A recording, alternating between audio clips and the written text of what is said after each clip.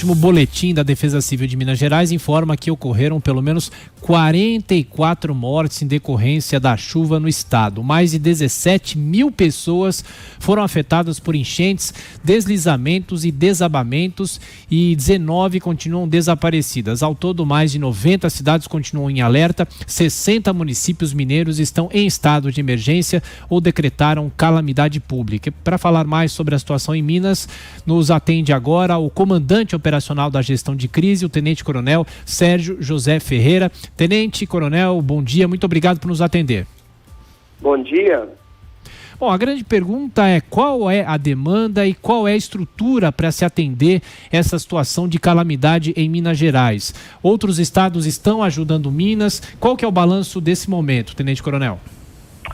Nesse momento, uma situação mais normalizada no estado de Minas Gerais como um todo. Os piores momentos foram ali a noite de sexta-feira e o sábado. Agora a situação vai voltando aos poucos à normalidade. No caso do Corpo de Bombeiros Militar, nós atuamos fortemente no momento da resposta à crise, onde nós recuperamos vários corpos, né? E hoje, na região metropolitana, não temos mais pessoas desaparecidas em decorrência das chuvas. Os desaparecidos, citados no boletim, eles estão localizados em cidades da região leste do estado. Essas foram as duas regiões mais afetadas, a região metropolitana da capital Belo Horizonte e a região leste do estado, região do Vale do Rio Doce, cidade de Governador Valadares. As outras regiões não foram tão afetadas e, respondendo à sua pergunta, não houve necessidade, pelo menos do Corpo de Bombeiros, nós não houve necessidade de recebermos apoio de outros estados. Tenente Coronel, essas são as medidas que estão sendo tomadas agora, mas a gente sabe que esse período chuvoso, do calor, ele ainda continua, né? Quais são as medidas de prevenção para possíveis novos deslizamentos, enchentes e tudo mais? Isso, nós atuamos também na fase da prevenção e da preparação das comunidades. Então, o que a gente orienta as pessoas é que elas se preocupem com a autoproteção. No caso de período chuvoso, é sempre importante estar observando o terreno em redor da sua casa. Qualquer anomalia, qualquer diferença, qualquer árvores que se inclinam, postes que se inclinam, a questão das plantas em áreas de encosta, as rachaduras nas casas, observar se a estrutura da casa está sendo afetada e, tendo qualquer coisa diferente, acionar os órgãos do Estado para que seja feita uma avaliação, para que seja feito um acompanhamento e a delimitação desse risco. Tenente Coronel, pergunta do professor Marco Antônio Villa. Coronel, bom dia. Eu queria perguntar uma questão para o senhor, que eu creio, não sei, não é afeita diretamente ao governo do Estado, mas às prefeituras, eu não sei. Parte dessas mortes, triste, tudo que ocorreu, deve-se, claro, a um grau muito alto da chuva, de um pluviométrico dos diabos. Agora, por outro, foi justamente a habitação em áreas de risco, né? Que aí creio que cabe às prefeituras tomarem as primeiras medidas. E um número de mortos altíssimo. E isso se repete, né? O senhor citou o governador Valadares, que eu conheço, é uma cidade que sistematicamente é afetada no período das chuvas, no momento das grandes enchentes. Quer dizer, quais essas medidas, o que é possível fazer o governo do estado e as prefeituras e a Defesa Civil para um trabalho coordenado evitar tragédias como essa, ou diminuir o impacto? Trabalhos desse tipo têm sido desenvolvidos, sim, no âmbito do estado de Minas Gerais.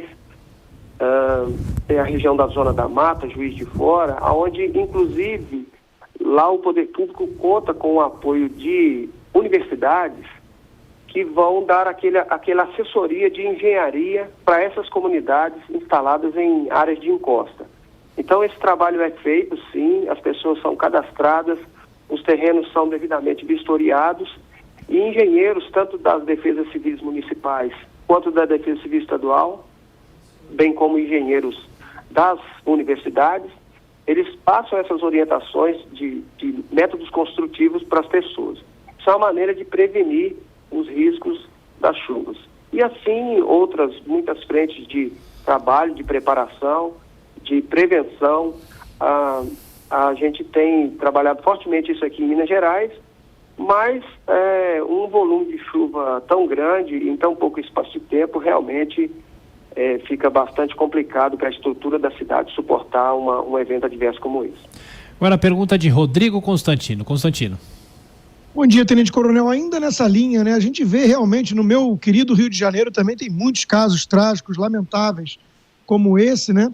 E a gente vê muita gente que se recusa a sair dessas áreas de risco, né? Mesmo com todo tipo de alarme em relação aos perigos que ela corre ali nessa época do ano.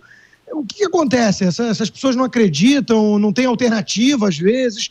Qual é a solução? A gente pode tirá-las à força, porque aí seria realmente um debate muito delicado, né, em relação até onde vai o direito do Estado e o direito do indivíduo de assumir riscos, né? É claro que a gente não controla a chuva e quando vem assim numa violência tão grande é uma coisa muitas vezes inesperada, mas a gente sabe que existem áreas de risco e as pessoas se negam muitas vezes a sair delas, né? Sim, Rodrigo, realmente é uma questão social importante, preocupante. Muitas vezes as pessoas não têm outras opções ou não querem também procurar um apoio do Estado e aí constroem muito precariamente, né? Nós tivemos um caso aqui no Jardim Montanhês, em Belo Horizonte, que eram verdadeiros casebres colocados assim numa área de risco completamente imprópria para a construção. E as pessoas, essas pessoas elas foram orientadas durante o dia. O Corpo de Bombeiros chegou a retirá-las desses casebres, no entanto, eles retornaram e, infelizmente, aconteceu a tragédia que ceifou a vida de 5 pessoas. É uma questão que a gente deve continuar trabalhando, deve continuar buscando conscientização, deve buscar oferecendo alguma condição de engenharia pública, de um tipo de financiamento para materiais construtivos e também a preparação dos locais, a preparação dos bairros, das ruas, canaletas, valas, as limpezas dos bueiros, as campanhas educativas para que as pessoas não acumulem lixo fora das lixeiras e fora dos horários, enfim, aqueles danos todos das enchentes que a gente conhece, mas de fato é uma questão social relevante, mas aqui em Minas Gerais nós temos trabalhado bastante para enfrentar isso. Tenente Coronel, muito obrigado pela entrevista aqui ao Jornal da Manhã da Jovem Pan. Bom trabalho para vocês e voltaremos a nos falar mais vezes. Até a próxima. Muito obrigado. O Corpo de Bombeiros Militar permanece à disposição. Obrigado.